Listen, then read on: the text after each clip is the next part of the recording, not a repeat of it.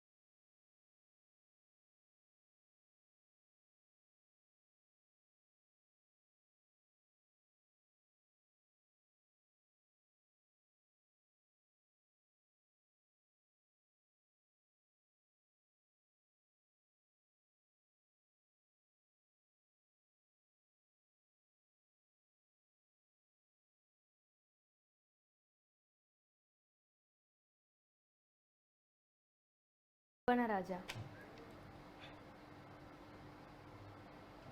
Telugu Desam party senior నేత ఆలపాటి రాజా ఆ party అధినేత చంద్రబాబును ఆయన నివాసంలో కలిసినట్టుగా తెలుస్తోంది. ఇదే అంశంపై మరింత సమాచారాన్ని మా ప్రతినిధి సువర్ణరాజు అందిస్తారు. చెప్పండి శిరీష. ఈ రోజు గుంటూరు జిల్లా రాజకీయంలో సంబంధించి చాలా కీలక పరిణామం చోటు చేసుకుంది, ముఖ్యంగా టీడీపీకి సంబంధించి. ఎందుకంటే టీడీపీలో నిన్న పొత్తు ధర్మాన్ని పాటిస్తూ ప్రకటించిన టికెట్లు అటు టీడీపీలోనూ ఇటు జనసేనలోనూ అసమ్మతి సెగలు రేపిన సంగతి తెలిసిందే. అదే క్రమంలో గుంటూరు జిల్లాలో కూడా చాలా అసమ్మతి జ్వాలలు బగ్గుమన్నాయి. ముఖ్యంగా తెనాలికి సంబంధించి చాలా సీనియర్ నేతగా ఉన్నటువంటి ఆలపాటి రాజేంద్ర ప్రసాద్ ఇంతకుముందు మాజీ మంత్రిగా కూడా చేశారు. ఆయన తెనాలి సీటు ఎట్టి పరిస్థితుల్లో తనకే దక్కుతుందని చాలా ఆశలు పెట్టుకున్నారు. అదే సమయంలో సీనియర్ నేతనైన తనకు తన సేవల్ని బట్టి ఎట్టి పరిస్థితుల్లో చంద్రబాబు నాయుడు తెనాలి టికెట్ను తనకు కేటాయిస్తారనుకున్నారు.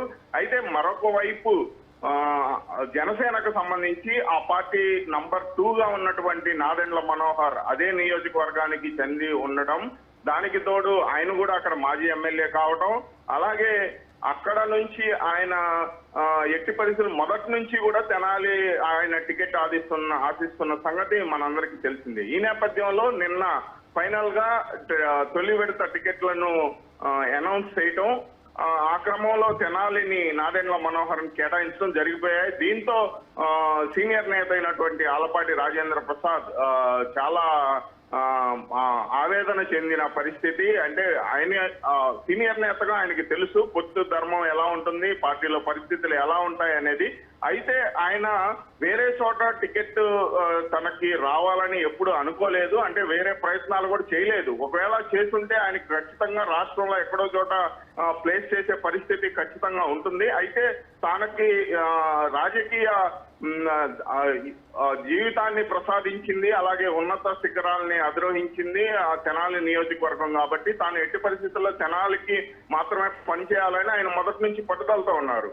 ఈ క్రమంలో తెనాలి నిన్న సీట్ ఆల్రెడీ అనౌన్స్ అయిపోవడము, దాన్ని ఆయనకి రాకపోవడంతో చాలా ఆవేదన చెందుతున్నారు.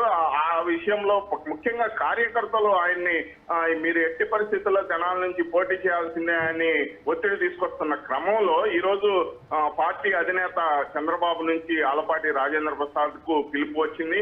అంటే ఇది బుద్ధగించడానికా లేకపోతే మరొక స్థానాన్ని ఏమైనా కేటాయించడానికా? ఎందుకంటే రకరకాల ఊహాగానాలు వినిపిస్తున్నాయి. గుంటూరు పశ్చిమ నియోజకవర్గం నుంచి రాజా ఒకవేళ బరిలో ఉండొచ్చు, లేదా పెదకూరపాటి సీటు కేటాయించవచ్చు. ఈ రకంగా రకరకాల ఊహాగానాలు వినిపిస్తున్న నేపథ్యంలో టీడీపీ అధినేత చంద్రబాబుతో ఆలపాటి రాజా సమావేశం అనేది అత్యంత ప్రాధాన్యత సంతరించుకుంది. అటు టీడీపీ నేతలు అందరూ ఆసక్తిగా ఎదురు చూస్తున్నారు ఏం జరుగుతుంది అనేది. మరొక వైపు వైసీపీ కూడా ఎందుకంటే ఆలపాటి రాజా ఒక ముఖ్యమైన నేతగా ఉన్న సందర్భంలో ఆయనకి సీటు కేటాయింపు ఎక్కడ ఇస్తున్నారు అనే విషయము ఇటు గుంటూరు జిల్లాకు సంబంధించి అన్ని పార్టీలకు చాలా ప్రాధాన్యతకు సంబంధించిన అంశం. ఈ క్రమంలో అధినేతతో సమావేశం కాబట్టి ఖచ్చితంగా ఏం జరుగుతుంది అనేది మరికొద్ది సేపట్లోనే మనకు తెలియనుంది.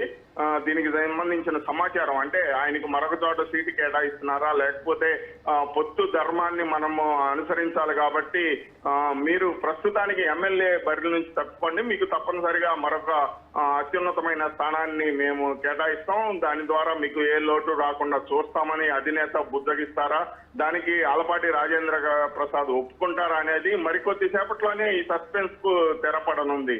Sirisha. Okay Suvarnaraju, thank you.